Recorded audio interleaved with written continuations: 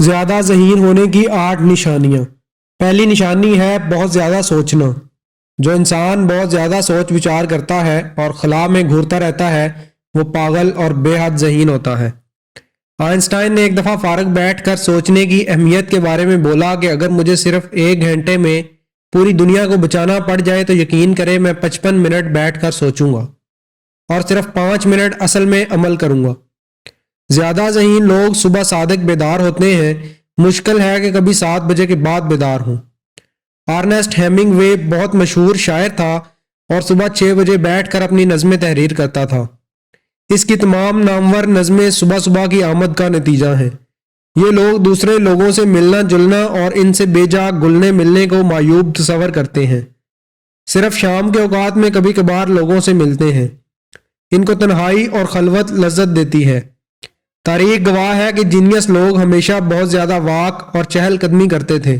Bat ہوون اور molar ہر روز 2 سے 3 گھنٹے واک کرتے تھے۔ جینیس لوگ روز کی ایک سادہ روٹین پر عمل کرتے ہیں کیونکہ اس سے ان کو تحفظ کا احساس ہوتا ہے۔ ایک ذہین انسان صرف تب تک اپنا دماغ ہوشیاری سے استعمال کر سکتا ہے جب تک اس کو یہ یقین ہو کہ اس کے کسی کام میں کوئی خلل نہیں پیدا ہوگا۔ یہ لوگ عموماً روز ایک ہی روٹین فالو کرتے ہیں۔ ان کو دماغی تسلی درکار ہوتی ہے کہ ان کا اپنی زندگی پر پورا کنٹرول ہے۔ جیسے ٹولسٹوئے ہمیشہ اپنے دن کی روٹین کو تحریر کر لیا کرتا تھا۔ جینیس لوگ ڈائری رکھنا پسند کرتے تھے۔ گاندھی، موزارٹ اور ڈاونچی تینوں اپنی ذاتی ڈائریاں رکھتے تھے اور اپنی ذاتی باتیں اور تمام تر راز اس ڈائری میں تحریر کرتے تھے۔ یہ لوگ ذہنی یکسوئی کے بادشاہ ہوتے ہیں اور ان کو کسی بھی جگہ کسی بھی وقت بٹھا دو تو اپنا کام بخوبی جاری رکھ سکتے ہیں۔ اگاتھا کرسٹی کو صرف ایک ٹائپ رائٹر مل جاتا تھا تو کہیں بھی بیٹھ کر مسلسل لکھتی جاتی تھی۔ آج اس کی تحریریں ہم سب گوگل کر کے اور نصاب میں پڑھتے ہیں۔ کسی بھی عام انسان اور ذہانت کے بادشاہ میں سب سے بڑا فرق ان کے دماغی آئیڈیاز کا ہے۔ عام انسان کام تب بند کرتا ہے جب اس کا دماغ پک جائے یا اس کی تحلیقی صلاحیت جواب دے دے، مگر ایک جینیس ہمیشہ کام بیچ میں چھوڑ دیتا ہے۔ وہ کام اس وقت چھوڑتا ہے جب اس کے دماغ میں اگلا آئیڈیا آ جائے۔ اس کا دماغ کبھی انوکھے خیالات سے خالی نہیں ہوتا بلکہ 24 گھنٹے ادھر ادھر پرواز کرتا رہتا ہے۔ موزارٹ دن میں 12 گھنٹے میوزک لیسن سنتا تھا اور کانسرٹ سے لطف اندوز ہوتا تھا اور بمشکل 6 گھنٹے سو پاتا تھا۔ ان کے لیے بہت ضروری ہوتا ہے کہ انفرادی آزادی کسی طرح مفقود نہ ہونے پائے۔ وہ اپنی زندگی اپنی مرضی سے گزارنا چاہتے ہیں اور عموماً اس کے عادی ہوتے ہیں۔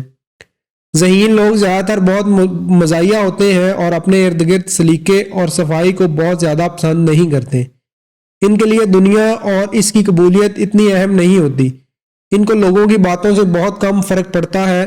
وہ اپنے چھوٹے چھوٹے ہدف بآسانی حاصل کر لیتے ہیں اور باقی لوگوں کی طرح یہ نہیں سوچتے کہ سٹائل اور طریقہ کار مینول کے مطابق کرنا ہے۔